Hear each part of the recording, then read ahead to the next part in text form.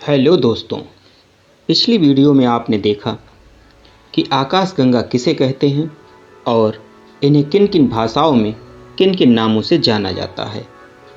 आज हम इसके आकार, भुजाएं और बनावट के बारे में जानेंगे।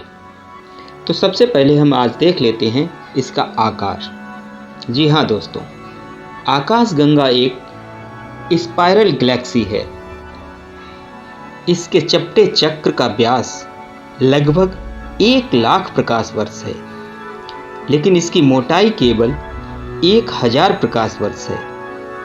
आकाशगंगा इतनी बड़ी है, इसका अनुमान इस बात से लगाया जा सकता है कि अगर हमारे पूरे सौर मंडल के चक्र के क्षेत्रफल को 1 रुपए के सिक्के जितना समझ लिया जाए तो उसकी तुलना में आकाशगंगा का क्षेत्रफल भारत का 1.5 गुना होगा।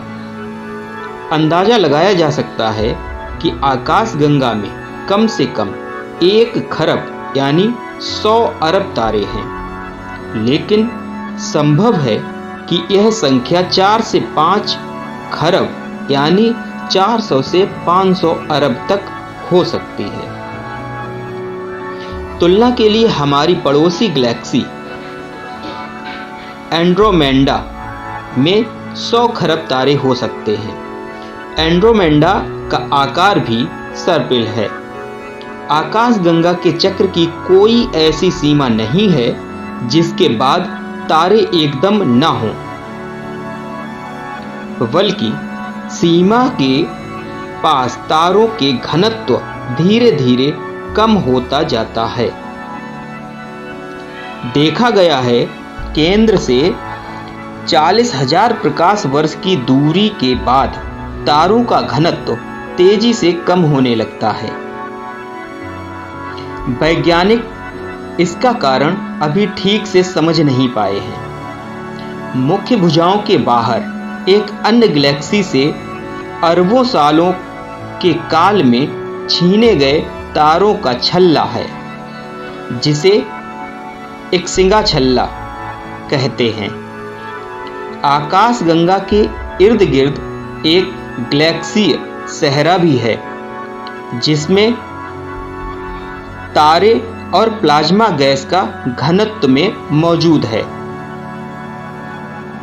लेकिन इस सहरे का आकार आकाशगंगा की 2 मजलॉनिक बादल नाम की उपग्रहीय गैलेक्सियों के कारण सीमित है। अब इसके आकार के बारे में जानते हैं। 1990 के दशक तक वैज्ञानिक समझा करते थे कि आकाशगंगा का घना केंद्रीय भाग एक गोले के आकार का है, लेकिन फिर उन्हें शक होने लगा कि उसका आकार एक मोटे डंडे की तरह है।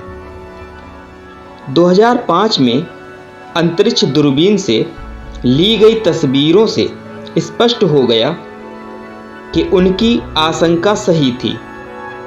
आकाशगंगा का केंद्र वास्तव में गोले से अधिक खिंचा हुआ एक डंडे-नुमा आकार का है। अगले भाग में इसकी आयु, उपग्रहीय गैलेक्सियां आदि के बारे में जानेंगे। धन्यवाद।